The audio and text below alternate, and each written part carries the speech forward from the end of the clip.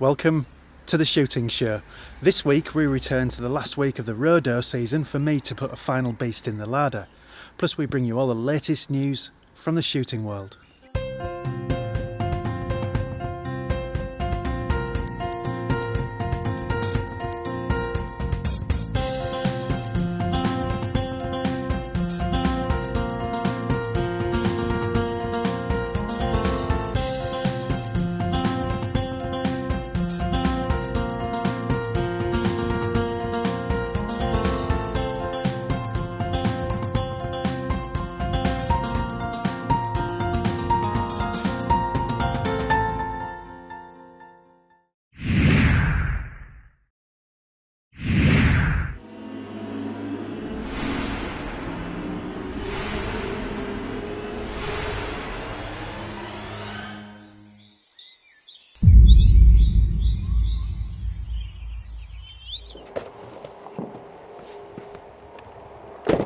Back in the second half of March, I'm out early for a much needed morning stalk on my local ground. Normally I'd like to have the doe cull done and dusted by now, but other commitments have meant I still have one or two more to put on the ground. So it's out with the rifle and into the Polaris ATV for a patrol around the estate. Well, the sun's coming out nicely. All the makings of a fine day. Wind's right. No excuses. I've been keeping tabs on the area for a while and know exactly which animal I want to target. Yeah, we're working the southeast end of the estate. I've seen a buck and a doe regular. They're just on the boundary. There's a busy road at the back, so I want them out of the way. I'm a little bit behind on my cull plan, so doing our best. But there's a crossroads here, and they're often working this hedge at the back. The buck's got some promise. He's still in velvet. A couple of weeks to go to the buck season, and he'll work for us. But I really want his wifey today if I can get it. With the initial recon complete, I'll need to proceed on foot from here on in. It's a quiet morning and the road could easily be lying up in the long grass unseen, so extra caution is called for.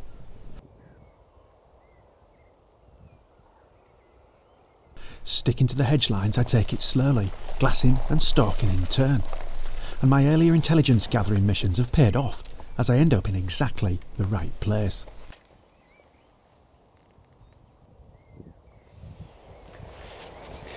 There's a buck stood under the hawthorn, and I'm sure it's the right buck, because he's in velvet, but the doe's laid down in the game crop. I've just pinged him, the 135 yards. I'm just going to have to come out a little bit just to get a clear shot, and I'll try and make the doe stand up. But we might just be a bit patient first. The buck has clearly spotted us, but he isn't going anywhere, and we won't be getting a sniff of a shot until the doe makes a move. Well within range, a vigil on the sticks is the best option.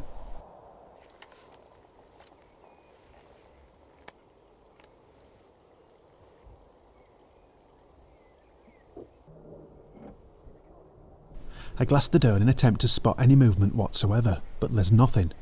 Time for plan B.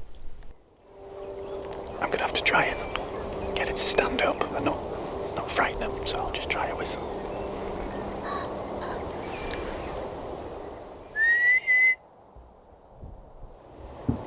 Perhaps a bit louder.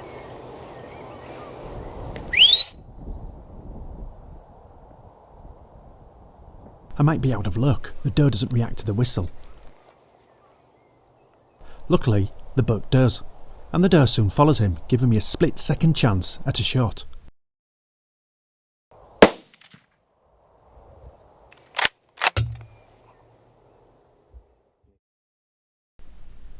The doe broke into what looks like a classic death run.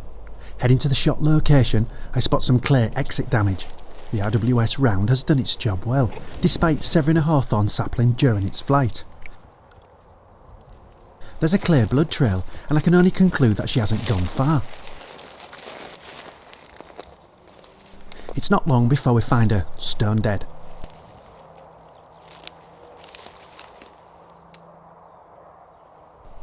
With a successful shot confirmed, it's time to bleed out whatever blood's left and prepare for a field gralloch. This is my fantastic little pouch. It makes me look fat, but really it's just the equipment in here. Whatever the cameraman says. Putting all that equipment to use, I've soon got the gralloch done and the beast is ready for extraction. This doe is headed for the Polaris and then for the larder. Textbook stalk, really. I knew there was a buck and a doe working in this area. We stalked down the back of the hedge near the boundary there. I saw the buck. He was just underneath the hawthorn, and I could see the doe. The cameraman couldn't see him. He was doubting me, but the doe was there. I just saw her ears moving, so I knew she was in attendance. The problem was getting her to stand up. We waited some time. He was looking a little bit nervous. He'd seen me, I'd seen some movement, so he was quite nervous, but that doe wouldn't stand up, so in the end I just had to kind of use the whistle. First time it was a little bit quiet. He was even more nervous. She wasn't bothered, never showed any inclination of hearing the whistle or anything. As I give it a big boost, louder whistle, he moved away, and it was actually him moving away which actually got the doe's interest, and she stood up. Turned just nice for me. It was a quick decision, it was a safe shot. I had the angle and I had to take it because she would have probably trotted off with the buck, so took the shot, spot on. She ran. It was a good heart-lung shot. She ran maybe 30 yards. I could actually see blood coming out as she ran forward, stumbled, and she went down. So absolutely perfect. Good ethical stalk, and some prime venison for the larder. The stalk was an all-round success and showed the virtues of prior reconnaissance. Best of all, the doe cull's now done, and I can start to think about the bucks.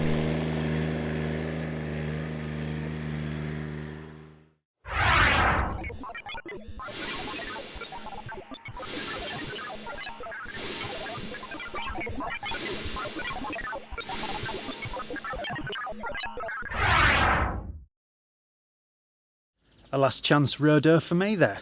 And now, it's the Shooting Show News. This is the Shooting Show News. The April issue of Game Fair Gazette is out now. Inside this edition is news on the UK Game Fair's latest initiatives, including the Experience campaign, gun dog scurries, hunting packs, the Sporting Art Gallery, rural crafts exhibitors, game chefs, a foxing-specific exhibition and more. There's also a guide to modern farriery, a look behind the scenes at BSA and a review of the Swarovski X5 rifle scope. Game Fair Gazette is available for free in gun shops, shooting grounds, fishing tackle dealers and country clothing outlets. Or you can read it online now at ukgamefair.com. Shooting organisations are rushing to educate national parks about the benefits of shooting, after they launched a survey asking whether they should ban it. An online questionnaire asking people how they use national parks includes shooting in a section asking what they think should be banned. But shooting isn't mentioned when people are asked what they enjoy doing. A Basque spokesman said he was left with the impression that they really didn't understand the important role that shooting plays in national parks. George Digweed has won the Essex Masters. He set a high score of 191 on the first rotation on the first day, and it held out throughout the rest of the 6-day competition.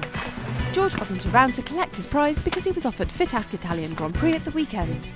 Organiser Neville J told us what he thought of Digweed's performance and the competition as a whole. Yeah, the first one, I think we had 300 entries on the first one when John put it together in the first place. Just decided to do a shoot that was different to everybody else's, so we did a 200 target event, and it's just grown in popularity. You don't have to be a registered member of any organisation or anything. Everybody's welcome. But the idea is for people to come and have some fun. We always try and hold a shoot early in the year because it's before all the other big shoots start, and we try and start the season off with a Masters. I think George's score is going to take some beating. The greatest shooter there's ever been, without a doubt. See the full report in the next issue of Clay Shooting. Don't miss the Basque Gamekeepers Fair at Catton Park this weekend. It's the 40th anniversary of the fair, which as always will be uniting keepers, stalkers, game shooters and other true country folk over 2 days. Tickets are available to buy online for just £8, or you can buy on the door for a tenner. And finally, There's a new resource for women shooters in the field. Basque has launched an online hub to keep women up to date with events, news and information relating to ladies shooting throughout the UK. This builds on shooting's growing popularity among women. Basque says new female sign-ups have risen by a third, and 10% of all Basque shotgun coaches are now women. View the online hub for yourself at basque.org.uk. That was the Shooting Show News. Well, that's it for this week. Thanks for watching. Please like us on Facebook and follow us on Twitter. And if you're not a member of Basque, it's time to join now. Basque, looking after your sport, looking after you. This has been The Shooting Show.